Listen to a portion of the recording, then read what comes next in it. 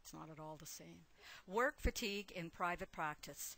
Increasing the fatigue-related occupational health and safety knowledge base of regulated occupational therapists in Alberta. Society of Alberta Occupational Therapists, in partnership with Alberta Human Services, Occupational Health and Safety Program, Government of Alberta. Private practice is an attractive option for occupational therapists who are seeking both autonomy and flexibility in their working conditions and schedule. It provides the opportunity to select your client population, do the kind of work you enjoy, balance your work and personal time according to your individual needs. While these work-life aspects are important and in fact have the potential to mitigate stress, fatigue, and burnout, there are other aspects of private practice that can be trying and even exhausting. Unlike employment within an institution, working for yourself does not guarantee a consistent revenue source due to a built-in source of referrals, benefits such as sick time and vacation pay, financial support for continuing professional development, or interprofessional support and stimulation. In response to these circumstances, one may be inclined to worry about not having enough work to pay expenses and to earn a living wage, and to be afraid to say no to new referrals or take on more work than you can manage. You may not be able or be reluctant to take vacation, or you may work when you are unwell. This may lead to periods of extreme busyness and little or no time for professional activities that are not reimbursed. For example, maintaining connections with like-minded colleagues and attending continuing professional development activities. You may be inclined to decrease overhead costs to the point where you are no longer able to work effectively and efficiently. Finally, depending upon the nature of the private practice, work can be quite sedentary, thus creating a situation of physical deconditioning if one does not take time for physical activities.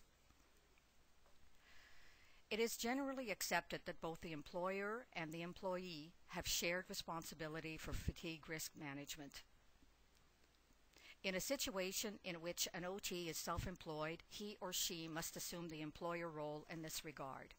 As a private practitioner, you are the master of your work life.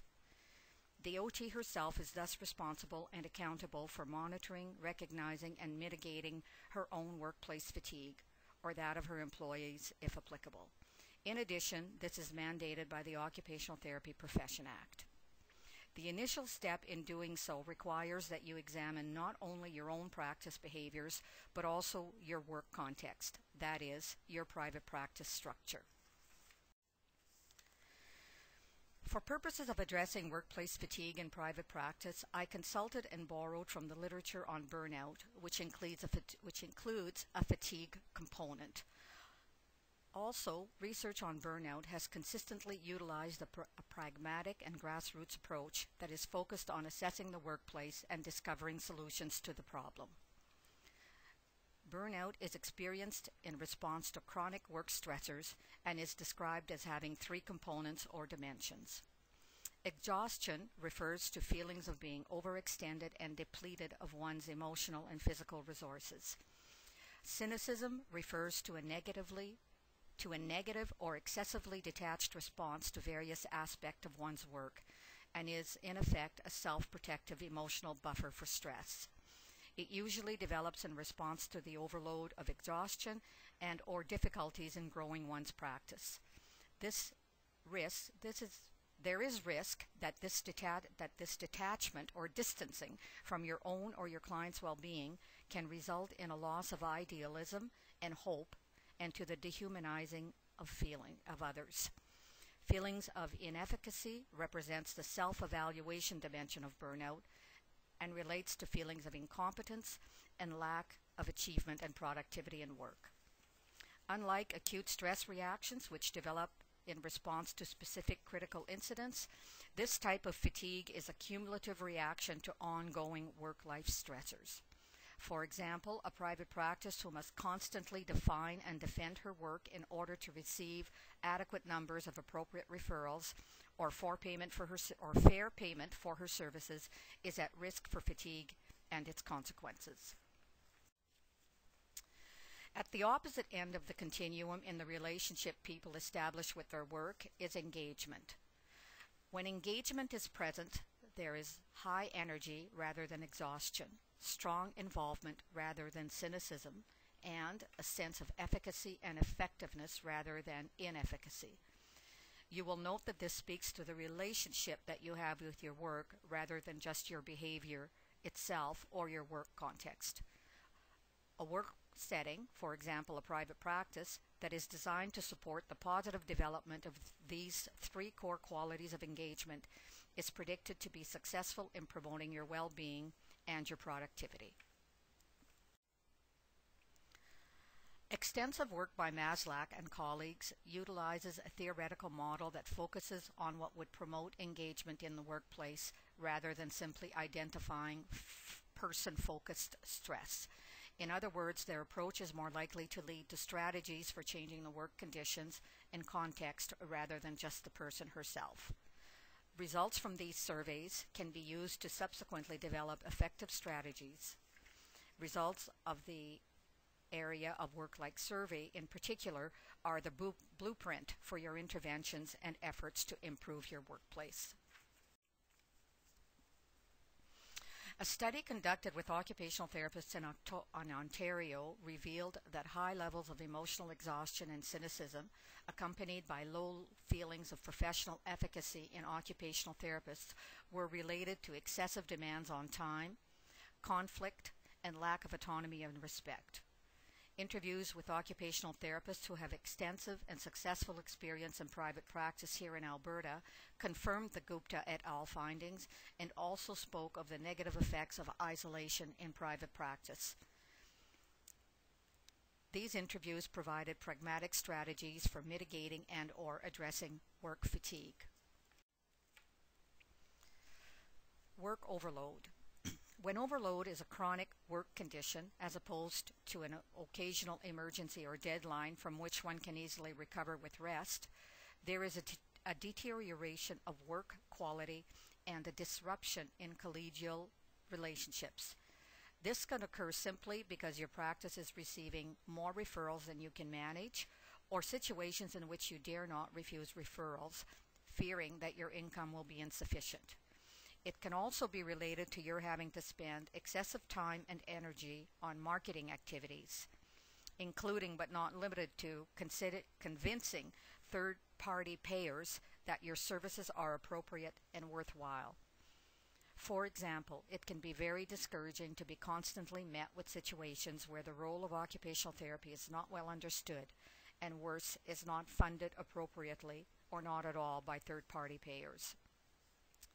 Though too many referrals could be viewed as a good problem to have, it can lead to exhaustion and all the negative consequences for you, your practice, and the clients you serve.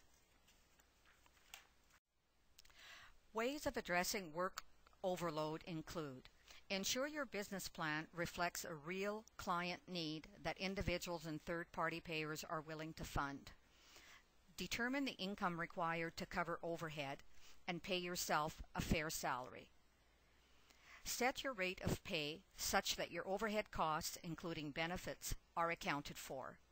Seek consultation from experienced private practitioners, your accountant, or other trusted sources. A fair rate of pay communicates respect and confirms your self-worth.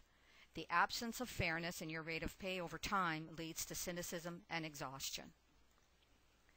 Trend your work requests and set quotas for accepting new referrals. Resist the temptation to take on last-minute referrals or work that you do not have time to do given your own established guidelines. Of course, you need to maintain flexibility, but if it leads to exhaustion, action is needed. Determine what kind of wait list you can comfortably live with and cap it as needed. Continuously looking at a long waiting list can be exhausting. Establish policies that ensure work-life balance and stick to them. Include vacations, professional development, and interactions with like-minded colleagues in your schedule. Establish a framework for yourself that keeps your workload sustainable. A sustainable workload provides opportunities to use and refine existing skills as well as to become more effective in new areas of activity. It builds involvement by opening new opportunities and by removing concern about work overwhelming personal capacity. Conflict can occur in private practice when, due to third-party reimbursement and or contractual structures, there is a gap or discrepancy between one's personal and professional values and those of the payer. This may be particularly relevant when occupational therapists are constrained from using interventions of choice or applying a truly client-centered or individual empowerment approach to their practice. For example, payers may have something definite in mind that they want the OT to do that in reality is not the relevant or appropriate intervention. Being constantly faced with knowing that clients may be missing out on a unique contribution that occupational therapy can make can wear on one's professional identity and sense of competence and efficacy, resulting in emotional exhaustion. Strategies to mitigate such conflict include: shape your workload such that it is consistent with your personal and professional values. These are at the heart of your relationship with your work. When they are congruent with your day-to-day work engagement is much more likely. Clearly and accurately define the services you provide.